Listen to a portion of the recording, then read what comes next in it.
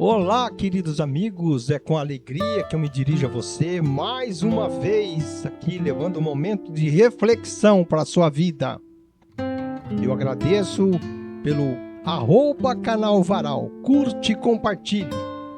Hoje nós vamos ter um tema sobre Balaão. Desde a antiguidade, o ser humano cria personagens dos mais diversos tipos. Criam lendas e muitos personagens fictícios e criativos, às vezes para criar para si mesmo alguns paradoxos. Mas de quem vamos falar hoje? Nós vamos falar de um personagem importante, de um profeta que é citado biblicamente. Nós vamos falar sobre o profeta Elias e Balaão. A história de Elias e os profetas de Balaão é citado principalmente em 1 Reis 18, lá no Antigo Testamento da Bíblia. O clímax do confronto, onde retrata que Elias ele desafiou 450 profetas de Baal lá no Monte Carmelo para provar quem é o verdadeiro Deus. Houve um desafio. Na leitura bíblica, ela ocorre entre os versículos no verso 19 ao 30. Portanto, destacamos as principais personagens, passagens e detalhes sobre o fato. Lá em 1 Reis 18, do 19 ao 39, como disse, descreve neste desafio do Monte Carmelo a oração de Elias e o fogo do Senhor consumindo o altar. Já em 1 Reis 18, de 25 a 28, a palavra descreve Elias zombando dos profetas de Baal, enquanto eles oravam sem sucesso ao seu Deus e não tinham resposta nenhuma, nada acontecia. Continuando também nesse sentido, vemos lá em 1 Reis 18, no verso 1 e 2, e também em 18, nos versos 17 e 18, mostra Elias enfrentando o rei Acabe e chamando o povo para a responsabilidade pela idolatria. Ele pregava isso, o rei Acabe pregava isso. E neste contexto, esse confronto foi motivado pela adoração de Baal, que foram incentivados, como eu falei, pelo rei Acabe. E Jezabel também junto, gerando uma grande seca como grande castigo. Houve um grande castigo, conforme mencionado no início dos capítulos 17 e 18 do mesmo livro. Baal foi uma das principais divindades cananeias e fenícias lá da antiguidade. Venerado como o deus da fertilidade, o deus da chuva, o deus da tempestade, era assim que eles pensavam. Foi considerado o senhor ou amo da terra.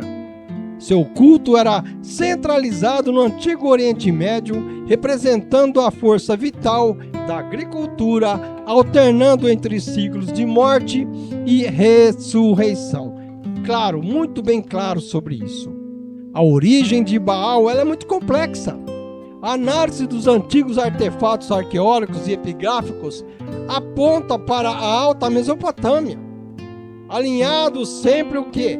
Aos deuses do tempo. Tudo era criado conforme tinha a visão dos deuses. Eles tinham essa visão de deuses, não de Deus. Na Bíblia, ele é retratado como um falso deus e rival de Javé, o Deus de Israel, cujo culto envolvia rituais pagãos e frequentemente desviava os israelitas da adoração ao Deus verdadeiro, ao Deus vivo.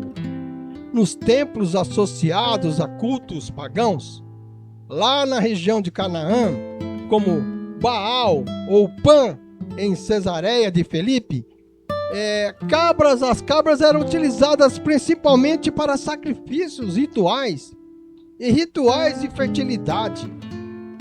Os adoradores, o que eles faziam? Eles ofereciam cabras, às vezes lançando-as de precipícios ou sacrificando-as em altares. buscando a benevolência da divindade para a fertilidade da terra. Eles acreditavam nisso. Notoriamente, era uma tragédia desumana que acontecia. Certa vez, o profeta Elias matou os profetas de Baal, conforme está relatado no relato bíblico lá em 1 Reis, no capítulo 18. Como disse, após o desafio do Monte Carmelo, tudo isso aconteceu. Embora a pergunta mencione 400 mortes, o texto bíblico lá em Reis 18, de 19 a 22 nos versos, refere especificamente a 450 profetas de Baal que foram levados ao ribeiro de Quizon e, todos foram executados por Elias. O que Elias fez? Ele desafiou os profetas de Baal para provar quem era o verdadeiro Deus, resultando na descida de fogo do céu no altar de Elias, que provou para eles quem era o Deus verdadeiro. Então Elias zombou dos falsos profetas de Baal, quando eles estavam buscando atrair a atenção de Baal, chamando por Baal, mas Baal não existia, não apareceu. Ele fez para isso chamar a atenção para o fato de que Baal não tinha poder para abençoar ou salvar os filhos de Israel, e que as pessoas eram tolas por adorá-los. Ou seja, Elias falou: eu vou lá e vou provar para vocês quem é o Deus verdadeiro. Para que você possa entender, a Bíblia cita 450 profetas de Baal, além de 400 profetas de Aserá, mencionados separadamente. E Elias, o que Elias fez? Ele foi movido de grande autoridade do Senhor e ele disse: prendei os profetas de Baal, que nenhum deles escape. E prenderam-nos, e Elias os fez descer ao ribeiro de Quizon, e ali os executou, matou a todos. Mas muitas vezes nós confundimos, preste atenção nessa diferença, Baal com Beelzebu. Fato é que possuem características bem diferentes. Baal e Beelzebu não são exatamente a mesma pessoa ou a mesma entidade, mas Beelzebu é uma derivação direta e demonização de uma divindade de Baal. Tem ligação, mas não é a mesma coisa. Beelzebu é derivado de Baal Zebu ou Baal Zebu, praticamente ligando os dois nomes que formam essa divindade especificamente adorada lá em Ecrón. Os hebreus, eles mudaram o título de Senhor da Casa Alta para Senhor das Moscas, como uma forma de desprezo, e transformaram o deus filisteu em um demônio. Eles humilharam através dessa denominação, rebaixaram os filisteus. Mas vamos lembrar também que existe uma relação no Novo Testamento, onde Beelzebu é referido como príncipe dos demônios, frequentemente associado a quem? A Satanás. Enquanto Baal era visto como um falso deus, lá no Antigo Testamento, Beelzebu evoluiu para um nome próprio do diabo no cristianismo. Beelzebu no cristianismo, você lembra quem? É uma facção do diabo. E é interessante notar que na demonologia, Baal difere de Beelzebu, que é frequentemente considerado o príncipe do orgulho, ou da gula, ou um dos líderes do inferno. O que ele acontecia? Ele herdava características negativas atribuídas pelos profetas aos falsos deuses cananeus. Então tinha essa conotação, essa visão naquela época.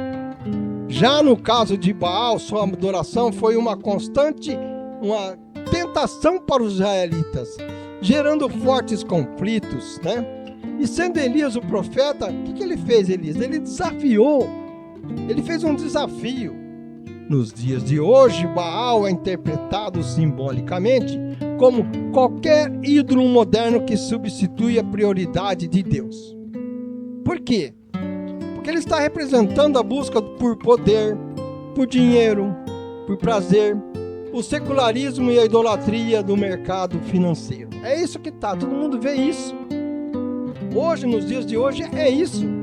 Considerando lá na antiguidade o deus da fertilidade e também das tempestades, seu culto atual refere-se à dependência humana em bens materiais e à própria imortalidade. Assim, os principais aspectos de Baal começam pelo significado, onde Baal é um título que significa senhor, dono ou marido em línguas semíticas. Existe essa conotação. E sua divindade na natureza humana, e lá atrás, no Velho Testamento, é considerado o cavaleiro das nuvens. É assim que eles viam, eles enxergavam. Ele trazia a chuva essencial para as colheitas e a sobrevivência do povo naquela época. Ou seja, o povo semita acreditava nisso. Vamos ver a funcionalidade dentro da mitologia antiga. Nas tábuas de Ugarit, Baal é um guerreiro que luta contra o caos e a morte. Para o quê? Para manter essa fertilidade. Olha que absurdo. Que crença terrível isso. Olhando para o templo lá atrás no Velho Testamento, nós vemos adoração e conflito bíblico. Já existia lá atrás. Baal era frequentemente adorado pelos povos pagãos ao redor de Israel. Seu culto envolvia rituais, que nem eu falei, controversos, e foi constantemente condenado na Bíblia como uma grande idolatria, gerando confrontos diretos com os profetas hebreus, por exemplo, como o que eu relatei lá no Monte Carmelo. É um fato, uma coisa. A idolatria, o paganismo existia. Mas como ele era retratado ou representado? Muitas vezes ele era retratado e visto como um touro, e que simbolizando a força, a vitalidade e poder. Embora frequentemente identificado apenas como uma divindade, simplesmente isso, a divindade da fertilidade, Baal também foi considerado como uma força poderosa na mitologia cananeia. Ele era entendido como o filho de Ei, ou Eu, o Deus soberano. Ele foi muito prestigiado pelos cananeus. Sempre foi considerado uma divindade pagã pelos israelitas e posteriormente associado a entidades demoníacas, que nem eu falei, como Beelzebu, que na literatura oculta e da demonologia eu já expliquei isso. E você age como Baal nos dias de hoje? Você corre atrás do materialismo e do dinheiro? Adoração ao dinheiro, ao sucesso profissional e bens materiais, que é frequentemente associado ao bezerro de ouro? Eu disse ouro. Entender o sentido literal da palavra ouro? Você vive o secularismo no tempo atual? Tem rejeição aos princípios espirituais e bíblicos em favor de uma visão do mundo estritamente material? Você olha para isso para o materialismo? Ou será que vivemos a imoralidade e o hedonismo numa busca desenfreada por prazer e pela imoralidade sexual? Será que você vive isso? Será que nós estamos vivendo isso? Passamos a acreditar no poder, na tecnologia, passando a colocar a confiança em médicos, advogados ou tecnologia acima de Deus? Será que tudo isso é mais importante do que Deus, a tecnologia? Você vive a autorreferencialidade focando apenas em si mesmo, sendo você sua própria referência? Similar aos profetas de Baal que buscavam o seu próprio poder? Será que estamos agindo assim? Em suma, Baal hoje não é simplesmente uma adoração a uma estátua física, mas uma atitude de coração que coloca o secularismo e a mundanidade no centro da vida. Nós não podemos voltar ao tempo daquela igreja que eles criaram, né, entre aspas, cujo deus Baal tinha assim, um significado temporal. Assim, hoje as coisas estão mudando, a tecnologia está avançando e muita gente hoje passou a acreditar mais na tecnologia do que no nosso próprio Deus. Obrigado por você ter estado conosco, obrigado por ficar até o fim e eu agradeço e o canal Varal agradece em nome de Jesus. Muito obrigado, fiquem todos com Deus.